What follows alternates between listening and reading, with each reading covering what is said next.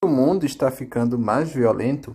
Nós somos acostumados a ver no noticiário a violência constante, mesmo na realidade brasileira. Isso parece ser uma ideia bem difundida de que realmente o mundo está ficando mais violento. Se a gente pegar aí dos últimos 10, 20 anos, as próprias pessoas antigas vão dizer que a violência aumentou, a violência particularmente urbana. Alguns historiadores falam que não necessariamente isso aconteceu. Na verdade, o homem sempre foi um ser violento. Se você ler o Sapiens, do Harari, ele vai mostrar estudos arqueológicos que estudaram fósseis de pessoas humanas. Aliás, não são fósseis, né? São esqueletos de pessoas humanas. E aí você constatou que o índice de morte violenta no passado, conforme os estudos arqueológicos, era maior do que hoje.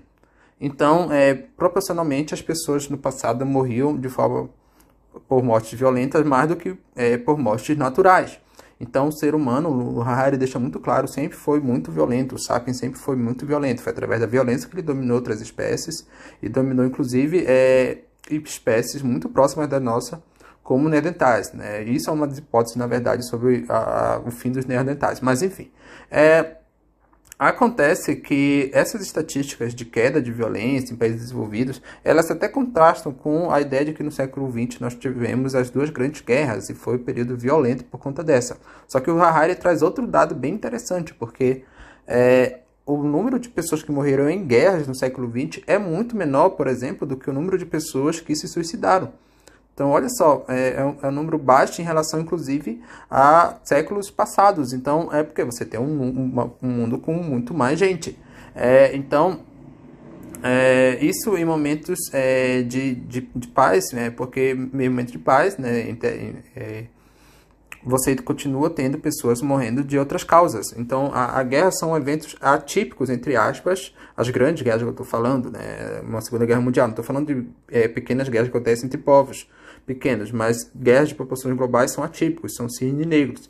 E aí vem uma ideia que é do Taleb, lá no livro do Antifrágil, porque é o seguinte, esses cisnes negros, que são eventos atípicos que acontecem, eles acabam causando um efeito potencial maior. O que significa isso?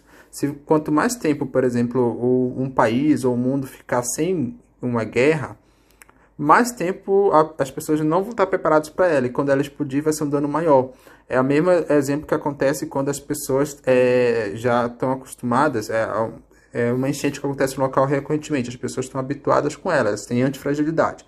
Se o governo constrói um muro e durante gerações as pessoas não sofrem por enchente, uma vez que essa barragem romper, você vai ter muitas pessoas sofrendo muito mais do que se o muro não fosse construído, porque as pessoas vão se adaptar. Então, a ideia é que você acaba no mundo hoje gerando assim um risco maior, né? Conforme as pessoas vão ter essa falsa sensação de segurança. Muito se dizia que no século XXI não teria guerra, e mal terminamos uma pandemia, já começou grandes guerras, como lá na Rússia e no Oriente Médio, e está com uma iminência de uma guerra global, de fato, entre os Estados Unidos e a China. Então, a ideia de que o Taleb fala é que você tem uma falsa sensação de paz, quando na verdade você está aumentando ali a potencialidade de um evento catastrófico, de um cisne negro, que seria uma guerra cujas consequências seriam maiores do que se tivesse pequenos eventos menores, justamente para as pessoas não terem adquirido antifragilidade.